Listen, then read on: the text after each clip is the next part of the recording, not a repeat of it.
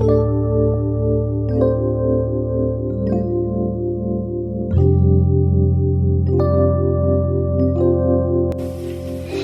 వ్రాసిన 2వ పత్రిక.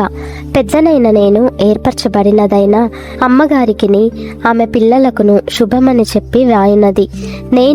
నేను మాత్రమే గాక సత్యము ఎరిగిన వారందరూ మనలో నిలుచుచు మనతో ఎల్లప్పుడూ ఉండు సత్యమును బట్టి మిమ్మును నిజముగా ప్రేమించుచున్నాము.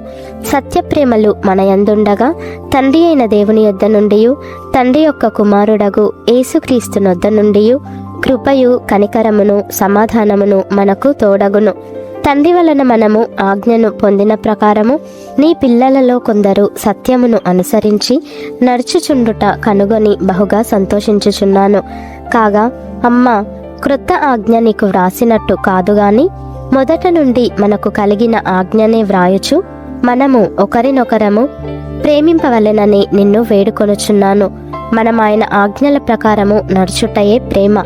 మీరు మొదట నుండి వినిన ప్రకారము ప్రేమలో నడుచుకొనవలెను అనునదియే ఆ ఆజ్ఞ.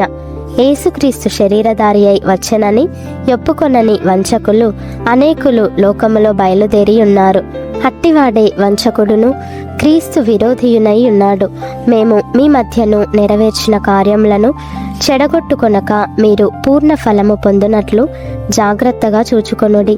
క్రీస్తు బోధయందు నిలిచియుండక దానిని విడిచి ముందునకు సాగు ప్రతివాడును దేవుని అంగీకరింపనివాడు. ఆ బోధయందు నిలిచియుండువాడు తండ్రిని కుమారుని అంగీకరించువాడు. ఎవడైనను ఈ బోధను తేక మీ యొద్దకు వచ్చిన ఎడల వానిని మీ ఇంట చేర్చుకొనవద్దు. శుభమని వానితో చెప్పను వద్దు. శుభమని వానితో చెప్పువాడు వాని దుష్టక్రియలలో పాలివాడగును. అనేక సంగతులు మీకు వ్రాయవలసి ఉండియు సిరాతోనూ కాగితముతోనూ వ్రాయ మనస్సు లేక మీ సంతోషము పరిపూర్ణమవునట్లు మిమ్మును కలుసుకొని ముఖాముఖిగా మాట్లాడ నిరీక్షించుచున్నాను. ఏర్పరచబడిన నీ సహోదరి పిల్లలు నీకు వందనములు చెప్పుచున్నారు.